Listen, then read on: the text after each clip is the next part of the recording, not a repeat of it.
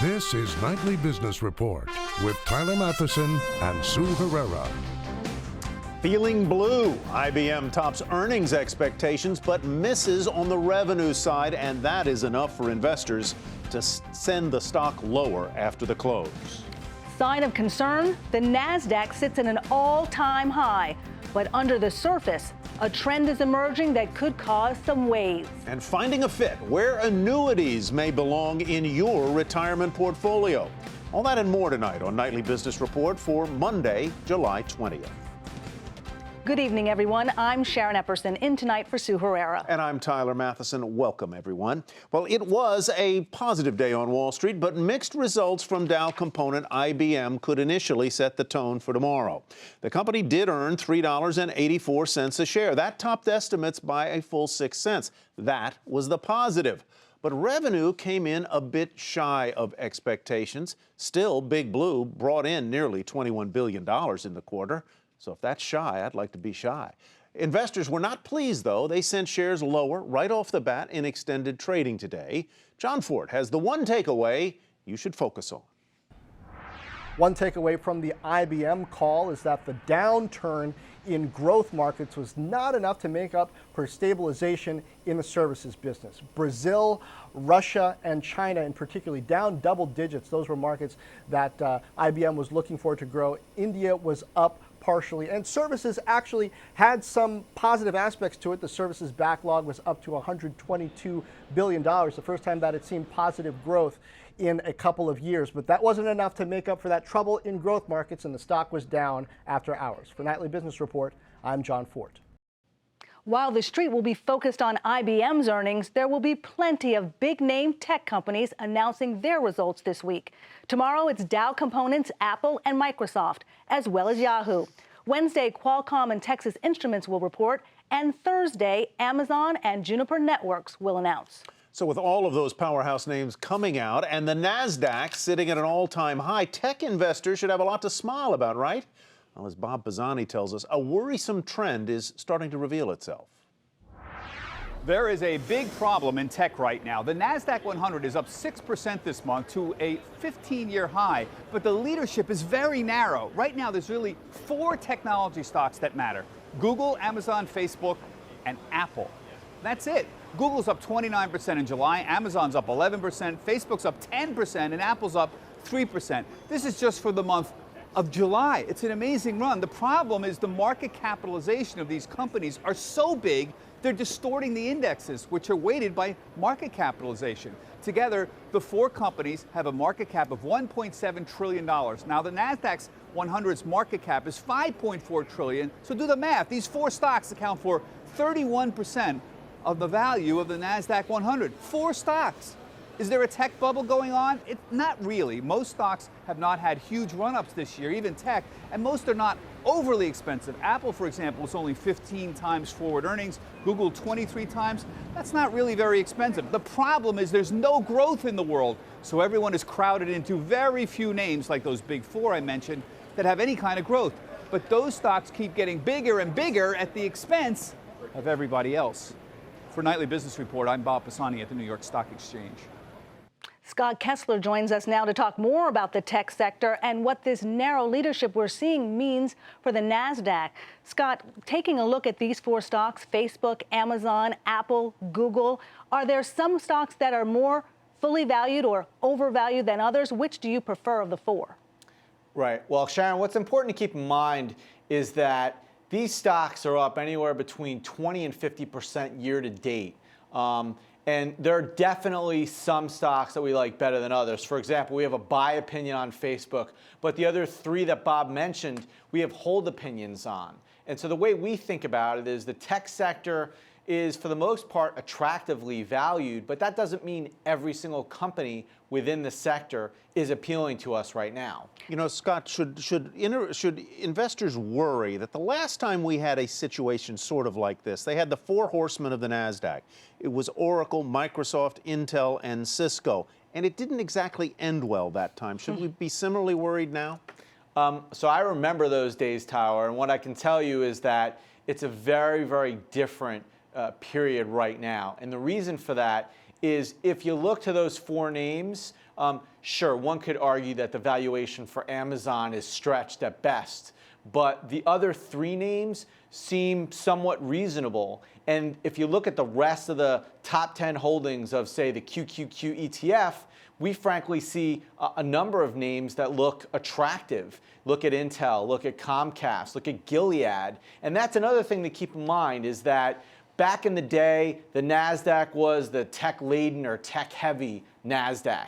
Now only 50% or so of the Nasdaq 100 QQQ ETF at least is from the technology sector. The rest is from healthcare, consumer discretionary, even consumer staples, as well as technology. So Scott, if I'm an investor looking at my 401k, my IRA, my 529 plan, a number of these four tech names are in some of those Fidelity or Vanguard funds that are in my plans. Should I be concerned, or is it, as you say, if you're looking at a broader index, you have consumer discretionary, you have some of these other healthcare names that may also help your portfolio? Right. So Sharon, the way we think about it, we actually have not only equity research, but ETF research as well. And we have an overweight opinion on the QQQ. So that indicates, obviously, that we see some value there.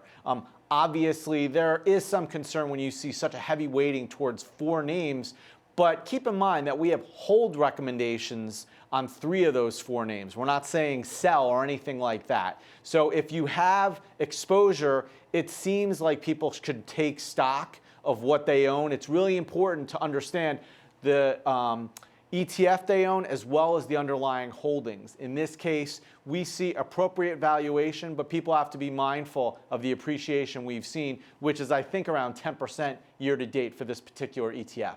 Let me ask you one quick question, if I might. You mentioned a couple of names in the top 10 of the Nasdaq 100 that you thought were attractively priced. Just give me one of those potato chips. Yeah, so one name that comes to mind, for example, is Intel. They reported results recently, and we thought they were pretty good. It's just that the street didn't necessarily agree, and the stock sold off. The stock is trading at what we see as an attractive PE, and it has a nice dividend yield, which is an increasing theme for the technology sector, we think. Good point to keep in mind, Scott Kessler. Thank you very much, Scott Kessler with S&P Capital IQ. Well, the Nasdaq, Sharon, continued to rally today, hitting an all-time high. Solid earnings helped all three averages close modestly higher. By the close, the Dow Jones Industrials up nearly 14 points to 18,100. Nasdaq almost 9 points higher, as you see there, and the S&P 500 was up 1 point. Oil prices briefly dipped below $50 a barrel. They closed at $50.15 for West Texas. That's the lowest level since back at the beginning of April. And take a look at gold prices, falling below $1,100 an ounce at one point during trading today. That, folks, is the lowest point in 5 years. And Tyler, in addition to tech heavyweights reporting earnings tomorrow, Dow component Verizon is also out. Verizon isn't just a telecom company anymore. It's increasingly becoming a big player in the media space. Julia Borston takes a look at the company's transformation.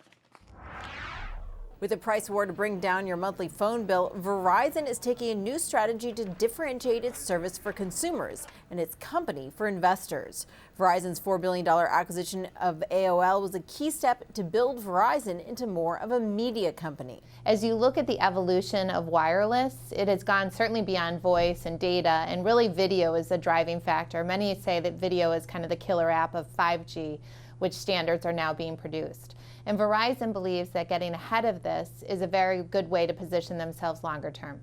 Verizon is working on a new direct-to-consumer over-the-top video service for its mobile subscribers, planning to leverage AOL's ad technology and to launch later this year.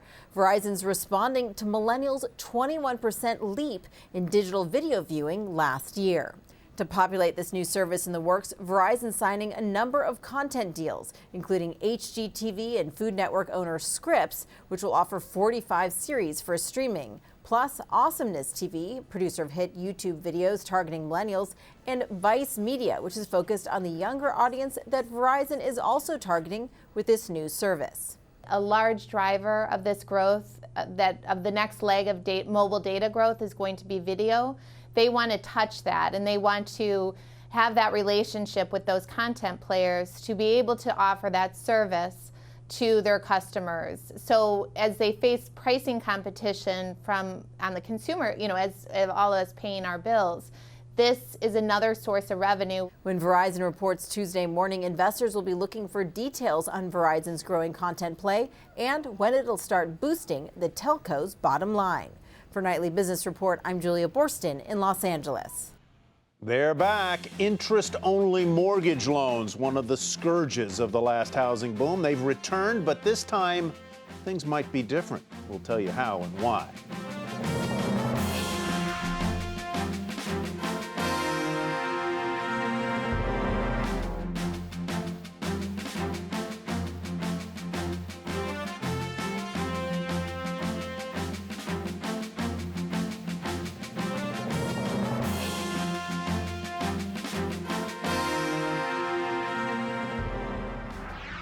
President Obama plans to nominate Catherine Dominguez to the Federal Reserve Board of Governors. Dominguez, who is an economics and public policy professor at the University of Michigan, would represent the board's Chicago region. After 3 weeks, Greek banks have reopened their doors. The step toward returning to normalcy comes as Greece paid two pressing bills, about 4 billion euros to the European Central Bank and 2 billion euros to the International Monetary Fund. Most capital controls, including limits on cash withdrawals as well as money transfers, still remain in place. To another country now seeking to get back to the way things sort of once were, Cuba. It was a historic day in relations between the U.S. and that island nation as embassies were officially reopened in D.C. and Havana. It is a big step after more than a half-century of hostility. But as Michelle Caruso-Cabrera reports, there's still a long road ahead. As both protesters and VIPs gathered outside, the Cuban flag was raised in front of what used to be the intersection, but is now, as of today, that country's embassy, marking the official reestablishment of diplomatic relations between the United States and Cuba for the first time since 1961. This milestone does not signify an end to differences that still separate our governments, but it does reflect the reality that the Cold War ended long ago, and that the interests of both countries are better served by engagement than by estrangement. The U.S. government marked the day with far less pomp and circumstance. The Cuban flag in the lobby of the State Department went up at 4 a.m. with no onlookers. 90 miles off the coast of Florida, at what was the U.S. intersection in Havana, no flag raising, no visible sign that this too is now an embassy. Later this summer, however, Secretary of State John Kerry will make a long-awaited and historic trip to Cuba to officially raise the U.S. flag. It's a dramatic shift in the decades-long estrangement between the two countries, one that pollster Fernanda Mondi says demonstrates the changing opinions of Cuban Americans. I think the fact that an embassy's opening makes this even more of a symbolic and a physical sign of the change. I mean, something that would have been anathema. Frankly, if that embassy would have been here in the late 70s, it probably would have been bombed out of existence. The reaction would have been so violently against it. Despite the raising of the Cuban flag here in the United States, there's still a long way to go before true normalization between the two countries. Just down the street sit thousands of old documents that represent claims against the Cuban government for U.S. property seized in the early 1960s. Properties like this old soda factory owned by Coca-Cola, a bank branch belonging to Chase Manhattan, and this department store formerly a Woolworths.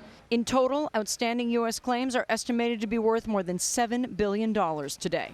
And according to U.S. law, these claims must be settled before the embargo can be lifted. Just one of many challenges Secretary Kerry and his Cuban counterpart, Foreign Minister Bruno Rodriguez, still need to work out. In Washington, D.C., for Nightly Business Report, Michelle Caruso-Cabrera.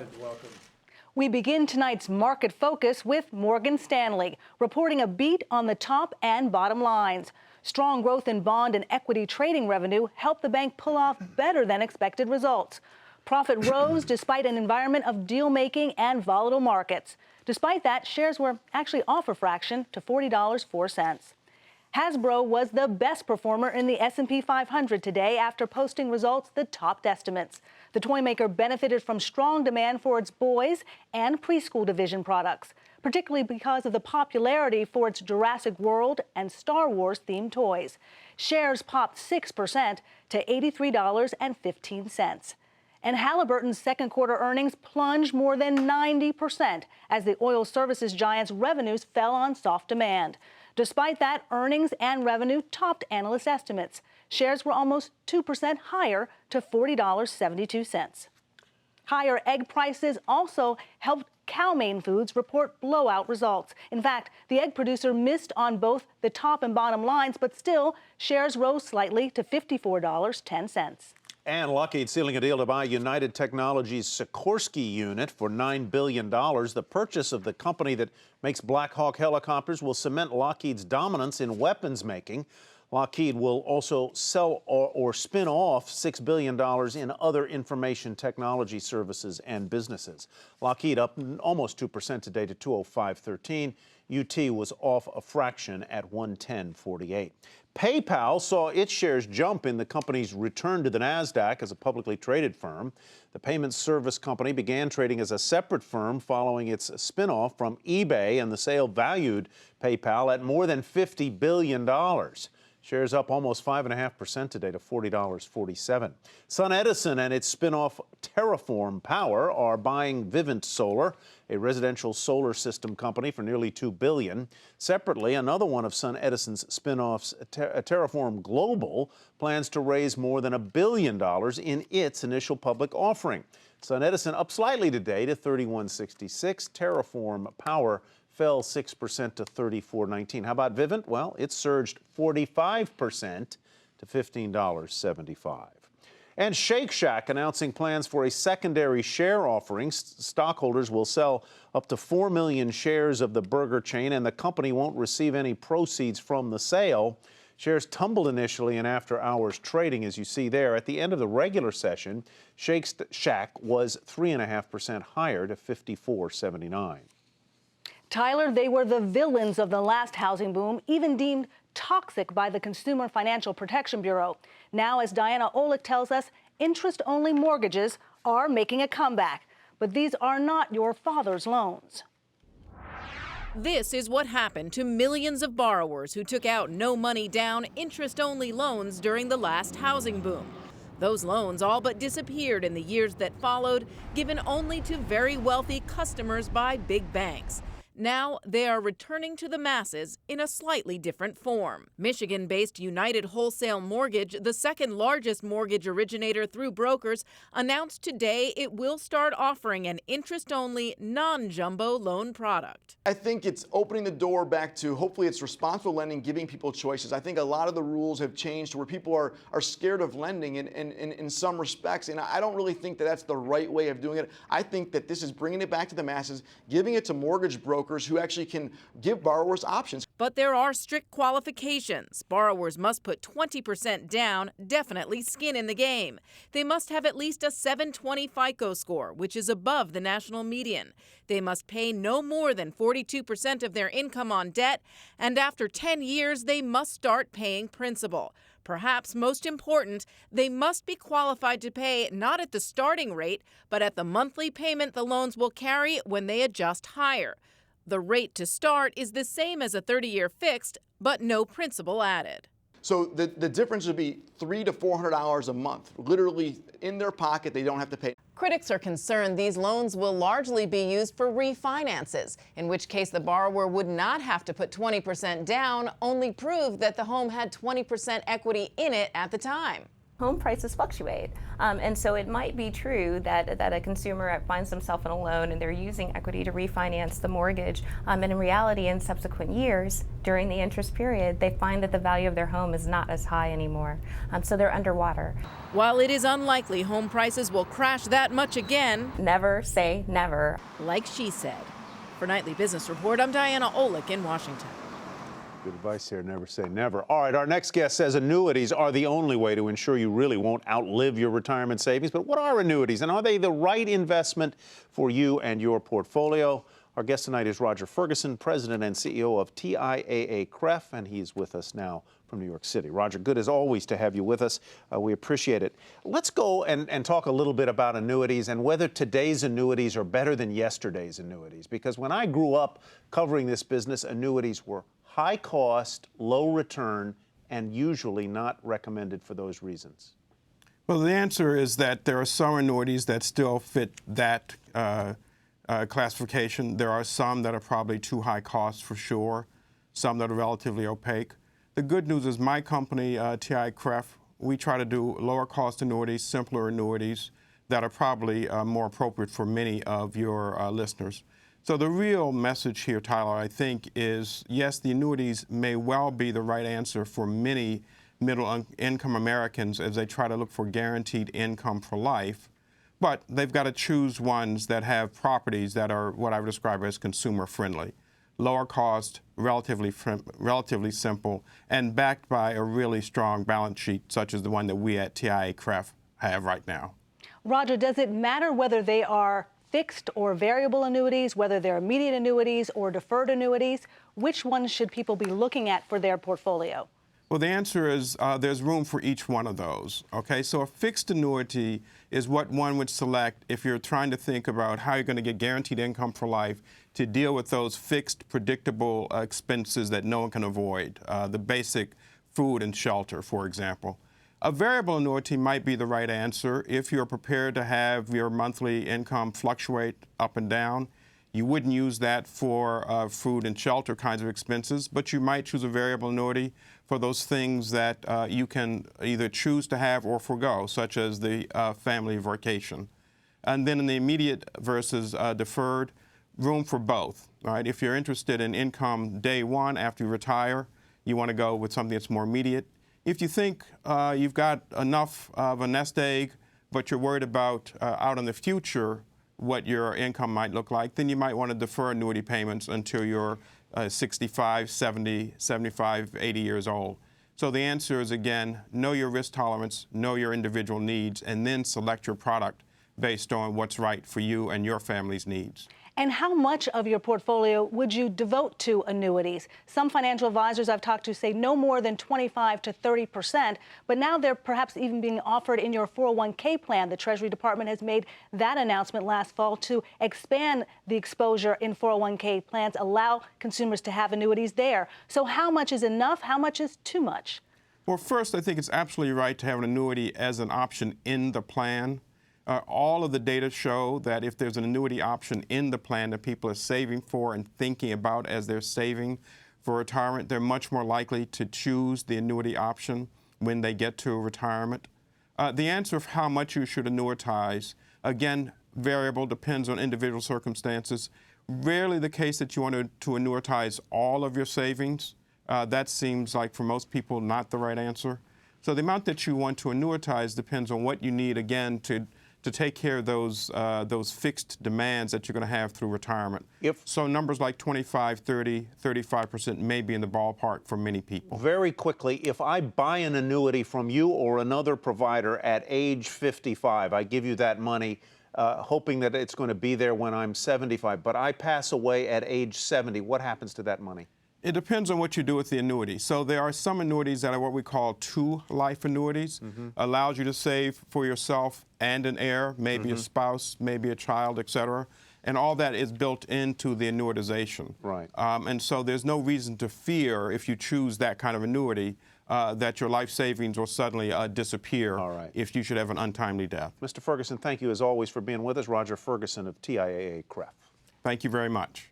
The new city that could pave the road for the future of the auto industry. That's next.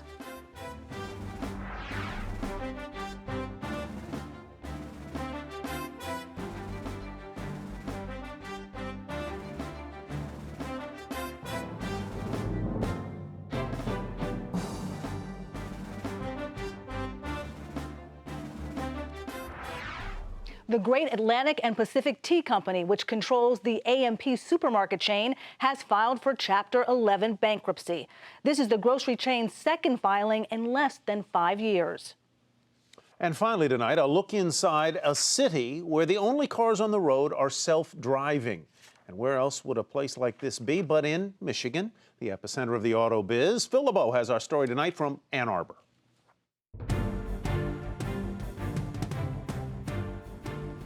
It looks like a Hollywood set, but this is not a movie.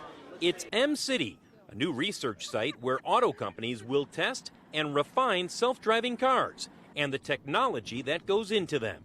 We want to make this as realistic as we can, especially for a dense, complex urban environment where lots of things are happening and the sensors on the vehicles have to recognize the situation straight away. No hands, and we're still driving. Partial autonomous drive features should be offered by several automakers within 2 years, with Audi, Mercedes-Benz, and GM among many building vehicles that will steer, accelerate, and brake on their own. But Google and its self-driving prototypes have made the Silicon Valley a hotbed for autonomous drive technology, a sobering thought for auto executives in southeastern Michigan. It is important what's happening in Silicon Valley because I think it is bringing this to the table in terms of, people are interested in this. I think certainly that's the case. I'm really pleased that Silicon Valley are pushing so hard because it's really making, what it's done is to really wake up the industry here in Michigan. Initially, the auto companies and tech firms doing research here at M-City will be focusing on self-driving cars and vehicles talking to each other. But they're also working on developing smarter infrastructure, using radar like this in order to develop smarter street signs so that the roads are safer. Smarter cars for a new era in autos, coming from a part of the country that put America on wheels. Phil LeBeau, Nightly Business Report, Ann Arbor, Michigan. Fascinating. Well, that is Nightly Business Report for tonight. I'm Sharon Epperson. Thanks for watching. And I'm Tyler Matheson. Thanks from me as well. Have a great evening, everybody, and we will see you back here tomorrow night.